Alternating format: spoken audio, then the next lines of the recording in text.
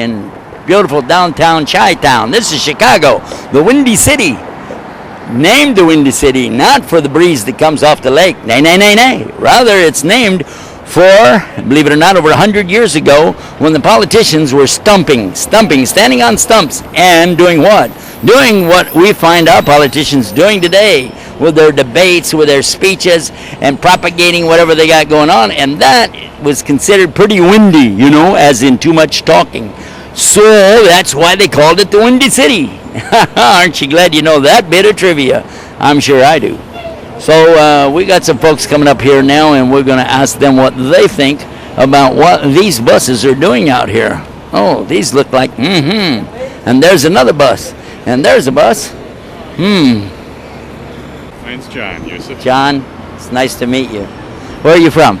Reed City, Michigan. Oh, you're from here in Michigan. This is Illinois, actually, but I'm from Michigan, which is next door, yeah. I'm the one that's lost today, okay. Okay, Yusuf. He's from Reed City. I know Reed City. No. Yeah, I do. You're you're near Traverse City, on the way to Traverse City from Rockford. Yeah, you could go to Traverse City that way, yeah. I did. Yeah. In 1967. That's a long time ago. Well, Okay, welcome back. John, here's the question.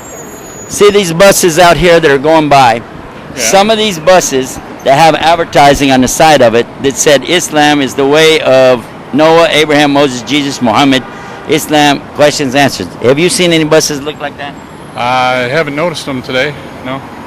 Okay, what is your opinion of seeing something like that on a bus?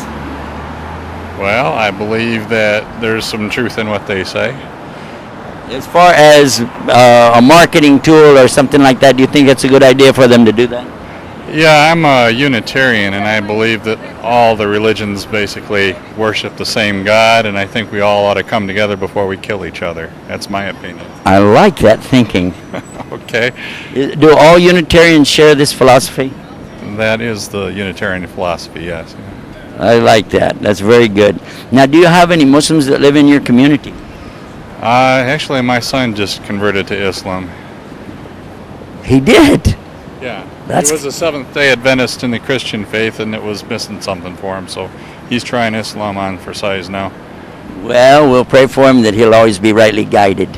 Okay, well, now, John, I'm going to ask you, I'm going to give you this as yours, keep that, but I'm going to ask you if you'd like, here's a gift for you, and if you would like to keep that for yourself, you're welcome, but if you would like, I can give you another one for your son as well, because this has the Quran in it, in English. It has some pamphlets to kind of help person along to get the right ideas, and if you like, we can fix you up with one for your son as well. What's his name?